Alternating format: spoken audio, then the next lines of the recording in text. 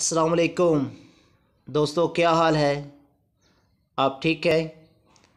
आइए हमारे चैनल को सब्सक्राइब करें और बेल आइकॉन पर क्लिक करें ताकि हर वीडियो आपके पास जल्द अज जल्द पहुंचे। अज़ीज़ान दोस्त, इल्मे तशरी नफ्सियात व इखलाकियात इस बात को तस्लीम करती है कि इंसान के अंदर खून और उसके खानदान के असर बेहद काफी देर तक रहते हैं और इन्हीं असरात की वजह से हम देखते हैं कि ज़हनियत अपने बुजुर्गों के अकायद और उनके कदरों की वो पाबंद भी होते हैं और ये मूसी असरात ये इनका खासा अमल दखल होता है। तो इन डॉक्टरों ने भी कहा कि इंसान में ये मूसी जो असरात होते हैं, ये खानदान के असरात होते हैं, ये बहुत ज्यादा होती है। जैसे वो बचपन में सुनता रहता है अपने बुजुर्गों के वाकयात, वो बड़े बहादुर थे, वो बड़े हक परस्त थे, हक गोई थे, वो गरीबों की मदद करते थे, जुल्मत मजलूमों का साथ देते थे। ये बचपन में ये वाकयात अपने बुजुर्गों की सुना करते थे। जैसे वो माहौल में निकलते हैं, माशरे सोसाइटी में बाहर निकलते हैं, उनमें भी वो अपने बुजुर्गों जैसी बहादुरी, शफकत, मोहब्बत, अकीदत, एहतराम, मेहमान नवाजी ये उनमें भी आ जाया करती है। जैसे बुजुर्ग बहादुर होते हैं, उनके बेटे भी बहादुर ही होती है। अगर बाप गरीबों के साथ मदद करने वाला है तो बेटा भी यकीनन गरीबों की मदद करता नजर आएगा। तो ये मूसी असरात होते हैं, इनका काफी अमल दखल होता है। ये अपनी जगह पर असहा है, लेकिन कुरान कहता है इन्ना अकरमकुम इंदल्लाहि अतकाकुम, कि तुम में इज्जत वाला वो है जो तकवे में सबसे परहेजगार होगा। इन्ना अकरमकुम इंदल्लाहि अतकाकुम। तो उम्मुल मोमिनीन सैयदा आयशा सदीका रज़ियल्लाहु ताला अन्हा आप भी फरमाती हैं कि बेहतरीन वही इंसान है जो तकवे के आला मयार पर खड़ा हो जाए।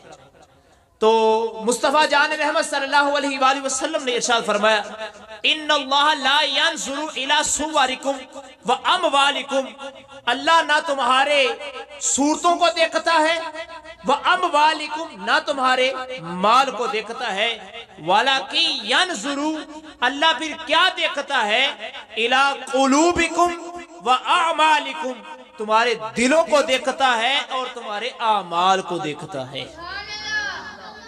मुस्तफा जान रहमत सल्लल्लाहु अलैहि वसल्लम ने फरमाया कि अल्लाह ताला ये शक्ल सूरत को नहीं देखता, कि शक्ल सूरत से इंसान जाना और पहचाना नहीं जाता, बल्कि तुम्हारे दिलों की कैफियत को रब्बे कायनात जानते हैं कि ये किस नियत पर ये कुरान हिफ्ज कर रहा है, किस नियत पर ये नेकी का काम कर रहा है, किस नियत पर ये वाइज कर रहा है।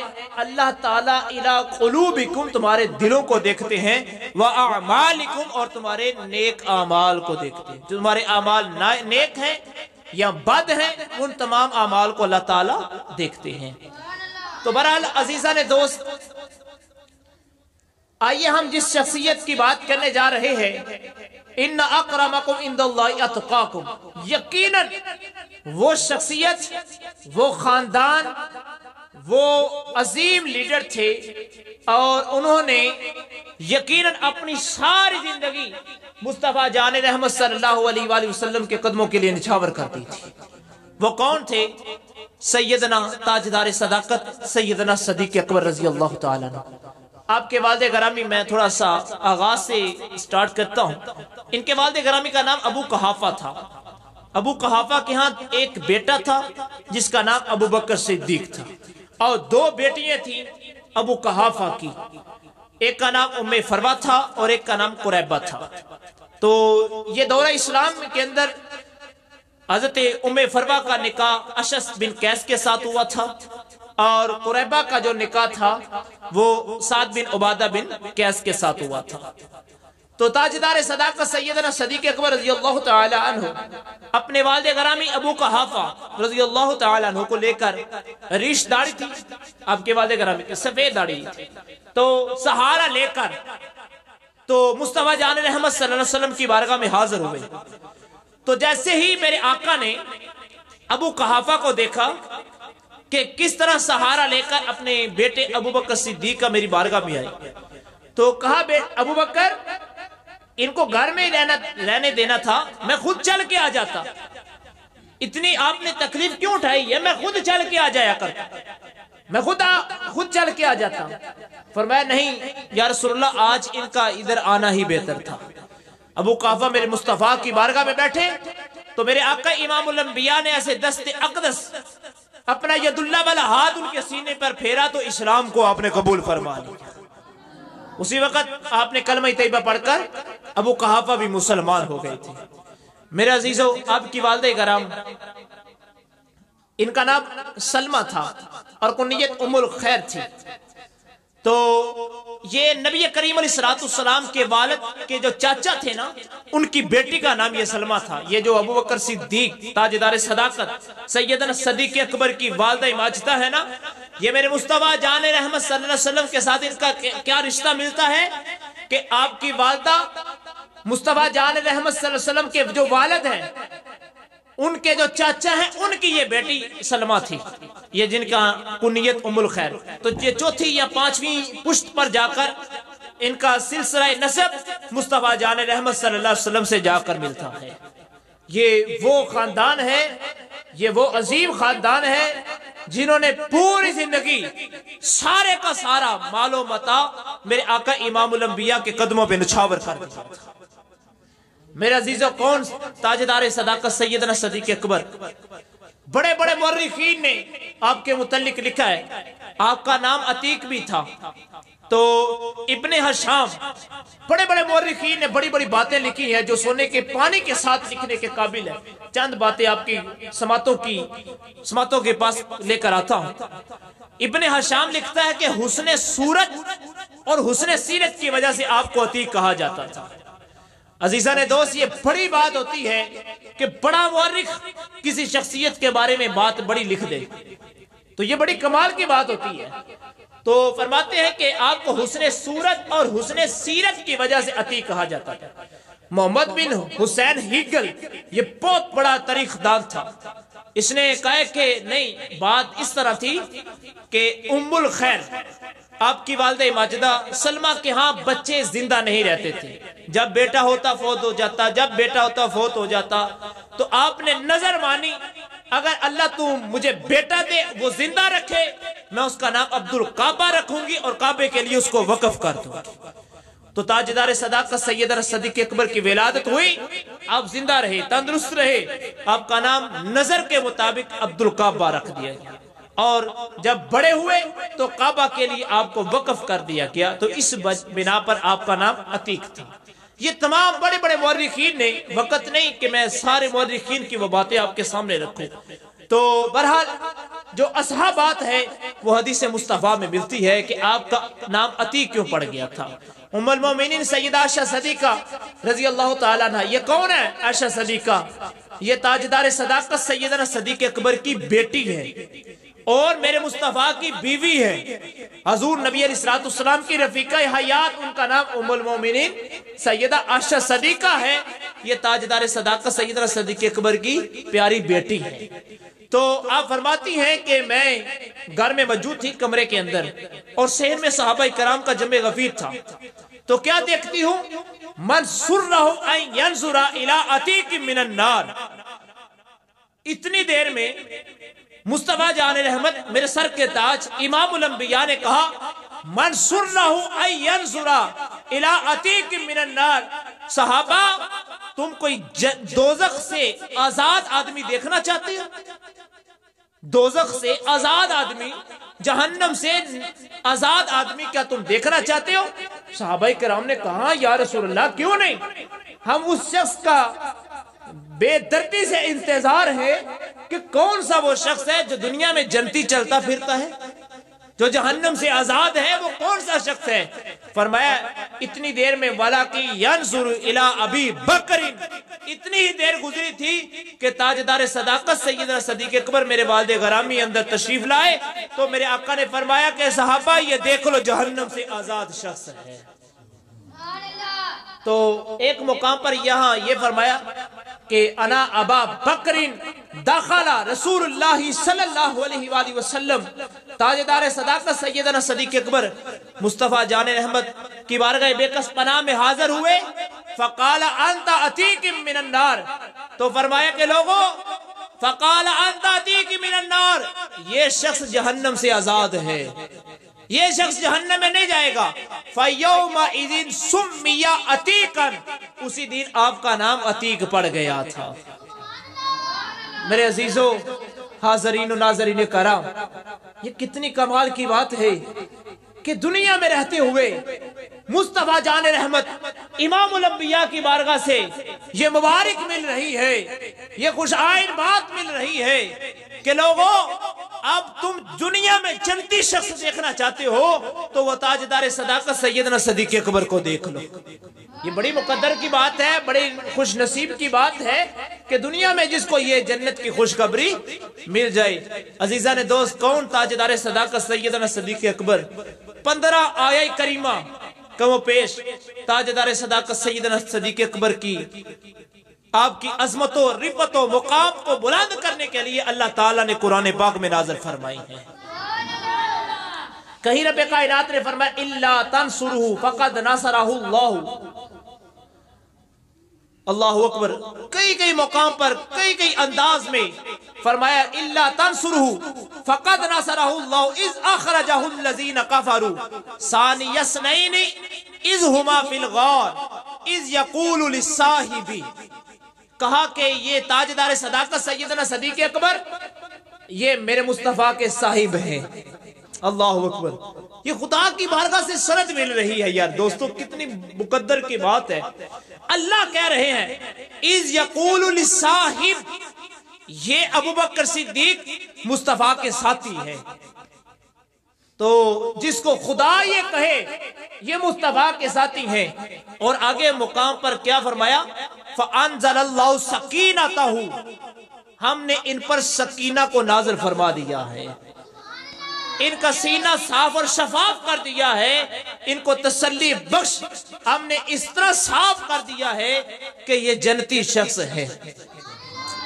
میرے عزیزو، کہیں رب کائنات فرماتے ہیں وَسَيُجَنَّبُهَا الْأَتْقَى الَّذِي يُؤْتِي مَالَهُ يَتَزَكَّى وَمَا لِأَحَدٍ عِندَهُ مِن نِعْمَةٍ تُجْزَى، کہیں رب فرماتے ہیں إِنَّ أَكْرَمَكُمْ عِندَ اللَّهِ أَتْقَاكُمْ، اگر تم پرہیزگاری کے اعلیٰ مرتبے میں کسی شخص کو دیکھنا چاہتے ہو وہ سیدنا صدیق اکبر کی صورت کو دیکھ لو۔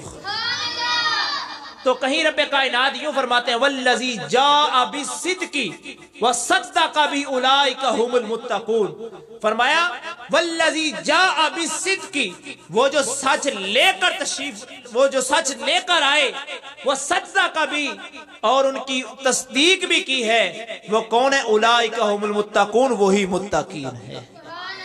یہ تاجدار صداقت سیدنا صدیق اکبر ہیں، یہ وہ واحد ہیں جنہوں نے میرے مصطفیٰ کا کلمہ پڑھنے کے لیے ایک دلیل بھی نہیں مانگی، صرف مصطفیٰ کے صورت کو دیکھ کر آپ نے کلمہ طیبہ پڑھ لی۔ میرے عزیزوں، کون تاجدار صداقت سیدنا صدیق اکبر؟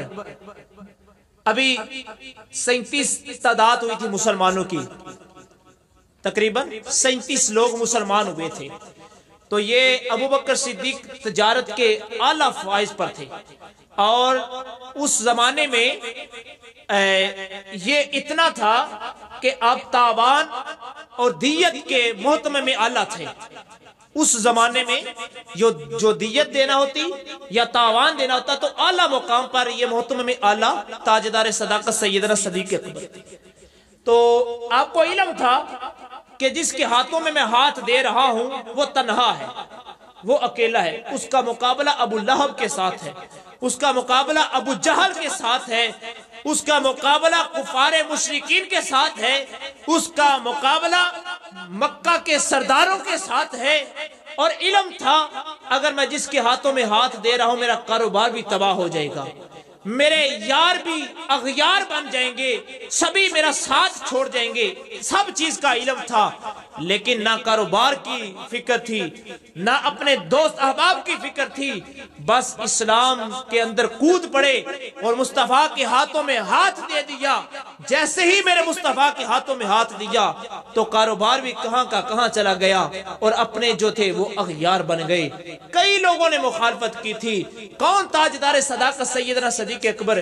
میرے عزیزوں، آپ کے والد گرامی ابو قحافہ، ابھی یہ اسلام پھیلا نہیں تھا تو ابو قحافہ نے اسلام قبول نہیں کیا تھا، تو لے جاتے ہیں بت خانے کے اندر، تو کہا کہ بیٹا یہ ہمارے خدا ہیں۔ ابو قحافہ نے اپنے بیٹے ابو بکر صدیق سے کہا یہ ہمارے خدا ہیں، تو کہا ابا جان آپ ذرا بت خانے سے باہر ہی نکل جاتے۔ کہا بیٹا اچھا میں باہر جاتا ہوں لیکن انہیں کچھ کہنا نہیں ہے، یہ تمہارے خدا ہے۔ تو آپ کے والد گرامی باہر چلے گئے، آپ نے مخاطب کیا بڑے بت سے، فرمایا انی جائعن فاطعمنی، اے بت میں بھوکا ہوں مجھے کھانا کھلا، انی آرن میں ننگا ہوں فاکسینی مجھے کپڑے پہنا، فرمایا فإن کنت الہا اگر تو خدا ہے فمنا نفسا کا اپنے آپ کو بچا لے۔ آپ نے ایک پتھر پکڑا اور اسے دے لا، جیسے پتھر اسے مارا وہ گر گیا، آواز بت خانے میں شور و گل ہو گیا۔ ابو قحافہ باہر سے دوڑے آئے، اندر آئے، کہا بیٹا یہ کیا کیا؟ کہا بابا جانی بات یہ ہے کہ میں نے اس سے کہا انی آرن فاکسینی میں ننگا مجھے کپڑے پہنا، انی جائعن فاطعمنی میں بھوکا مجھے کھانا کھلا، یہ تو بولتا ہی نہیں۔ میں نے کہا فإن كنت الہا اگر تو خدا ہے فمنا نفسا کا اپنے آپ کو مجھ سے بچا کے دکھا، تو بھئی اس نے کچھ بھی نہیں کیا، تو یہ کیسا خدا ہے؟ میرے عزیزوں آگے ذرا بات بڑی توجہ سے سماعت کرنا، بڑی توجہ سے، بڑا قیمتی جملہ ہے۔ ابو قحافہ نے آپ کا ہاتھ پکڑا اور اپنی والدہ ان کی والدہ ماجدہ کے پاس لے کر گئے، ابو بکر صدیق کی والدہ کے پاس لے کر آئے، اپنی گھر والی کے پاس لے کر آئے، تو آپ نے ابو قحافہ کہنے لگے اے ابو بکر صدیق کی والدہ میں اس کو بت خانے لے گیا تو اس نے خداؤں کے ساتھ ایسا ماجرا کیا ہے، یہ معاملہ کیا ہے۔ تو آواز آئی، آپ کی والدہ کہنے لگی اے ابو قحافہ اے میرے سر کے تاج بات سماعت فرماؤ، جس رات یہ ابو بکر صدیق پیدا ہوئے ہاتف غیبی سے آواز آئی یا آمت اللہ بتحقیق ابشر بالولد، اے اللہ کی بندی تجھے خوشخبری ہو تیرے ہاں جو بیٹا پیدا ہونے والا ہے، ابشر بالولد العتیق، یہ ایسا بیٹا تجھے دے رہا ہوں جو جہنم سے آزاد ہے۔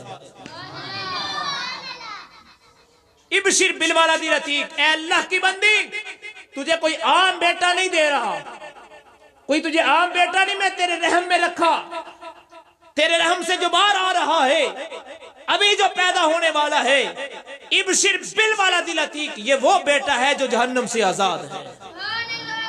میرے عزیزوں تو کہا کہ اے میرے سر کے تاج جس رات یہ پیدا ہوئے اس رات میں نے یہ ہاتف غیبی سے آواز ہوئی، اور پھر آگے کا جملہ سماعت فرمائیے، فرمائے وَصَاحِبُ لِلرَّفِيقِ، یہ مصطفیٰ جان رحمت صلی اللہ علیہ وسلم کے دوست ہوں گے۔ یہ کس وقت خوشخبری مل رہی ہے؟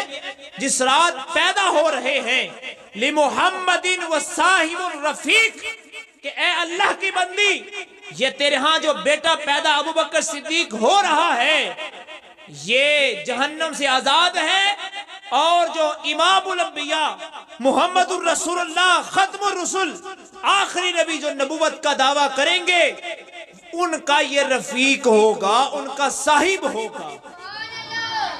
میرے عزیزوں اس سے بڑھ کر یہ پیدائش کی رات یہ عظیم خوشخبری مل رہی ہے تاجدار صداقت سیدنا صدیق اکبر رضی اللہ تعالیٰ عنہ کے متعلق۔ تو اس سے بڑھ کر اور کیا شان ہو سکتی ہے؟ آج کئی لوگ ہیں وہ تاجدار صداقت سیدنا صدیق اکبر پر تان و تشریح کر رہے ہیں۔ عزیزوں، میں یہ بات سٹارٹ کی ہے، ایسے نہیں کی۔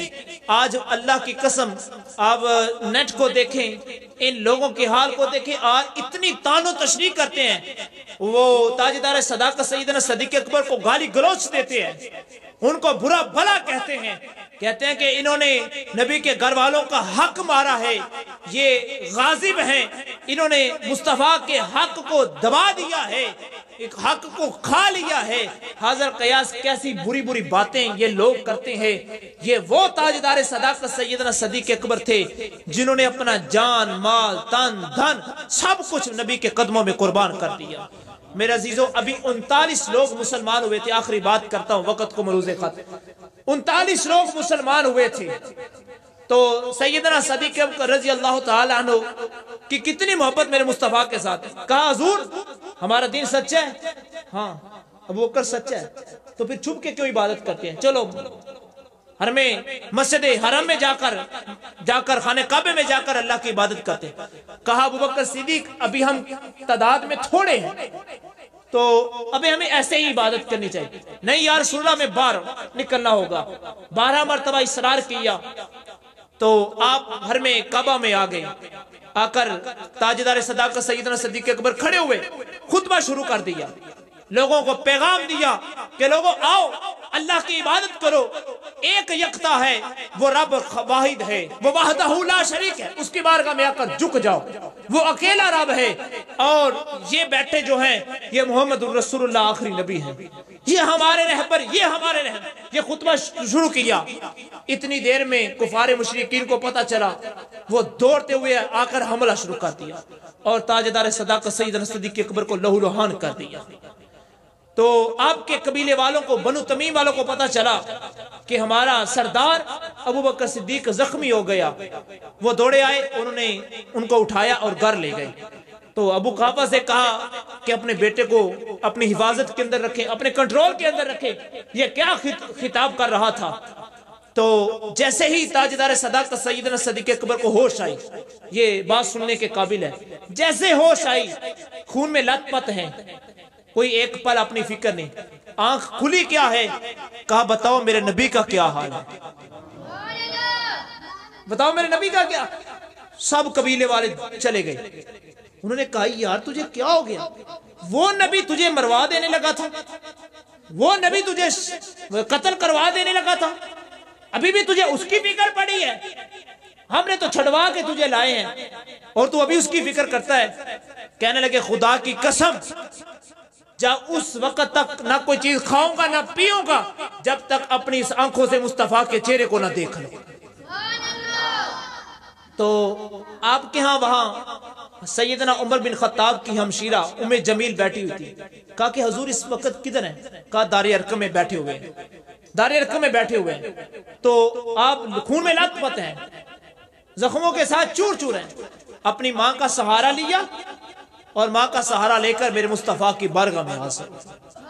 میرے عزیزوں، میرے آقا نے، مصطفیٰ جان رحمت صلی اللہ علیہ وسلم نے جب اپنے یار کو، اپنے صاحب کو، اپنے رفیق کو اس حالت میں دیکھا، میرے آقا کھڑے ہونے لگے۔